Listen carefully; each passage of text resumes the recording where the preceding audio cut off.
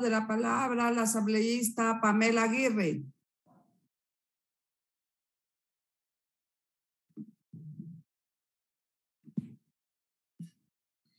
Buenas tardes, señora presidenta. Muchas gracias por permitirme esta tarde dirigirme a ustedes. Un saludo cordial a todos los asambleístas. Que este nuevo año sea lleno de bendiciones, de alegrías, pero sobre todo de un trabajo en unidad por el bien del pueblo ecuatoriano. Justamente quería felicitar a quienes intervinieron previamente recordando la masacre de las cruces sobre el agua. Es doloroso saber que han pasado varias décadas y seguimos viviendo la misma realidad. Quien desea protestar, ejerciendo su derecho constitucional a la resistencia, es llamado golpista. Hoy justamente escuchamos lamentablemente las declaraciones del presidente Guillermo Lasso respecto al líder indígena Leonidas Issa, acusándole de ser el principal enemigo de la democracia. Y es que precisamente ser el enemigo de la democracia ahora resulta que es tomar la Constitución de la República, ejercer el derecho a la protesta social, a la resistencia y pedir en las calles el cumplimiento de las ofertas de campaña. En la última plenaria, yo hacía una réplica al asambleísta Ordóñez, que hoy no se encuentra en este pleno, respecto a lo que significaba ser golpista.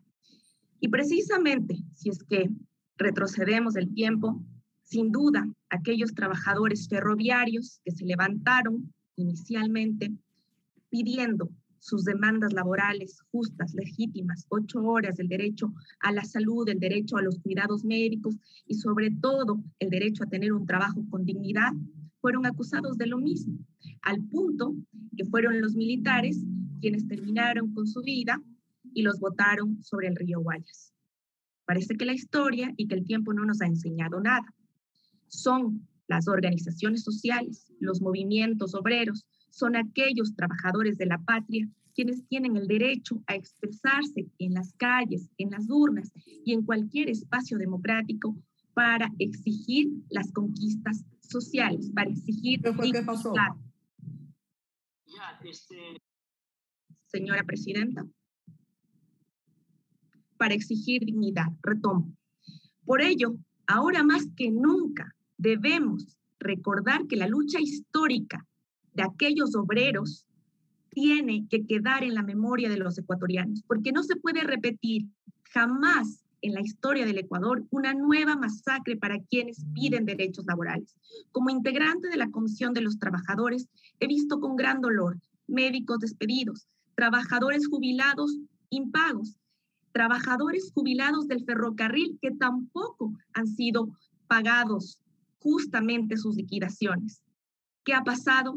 Nada. Lamentablemente no hemos tenido la apertura del gobierno nacional para poder encaminar sus causas justas, como son el derecho a sus haberes jubilares, el derecho a salarios dignos y el derecho a la estabilidad laboral. No olvidemos jamás que los derechos laborables son irrenunciables, son constitucionalmente reconocidos y que también son derechos humanos reconocidos en tratados internacionales. Hoy aprobábamos el tema de los derechos laborales de los trabajadores en el mar porque la OIT, la Organización Internacional de Trabajo, está velando porque cada uno de los estados cumpla con sus obligaciones internacionales. Nosotros tenemos obligaciones con los trabajadores de la patria.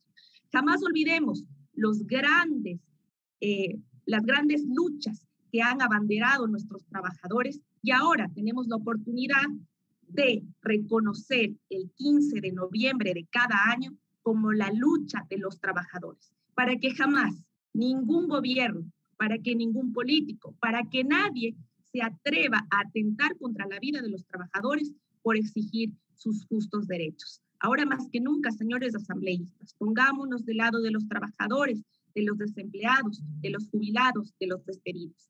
Y en unidad aprobemos esta resolución para que cada 15 de noviembre, no solo la Asamblea, sino el país entero, con una fecha cívica, recuerde que muchos murieron para que nosotros tengamos los derechos que tenemos hoy y que no podemos permitir que ninguna vida más se apague luchando por sus derechos laborales. Muchas gracias, presidente.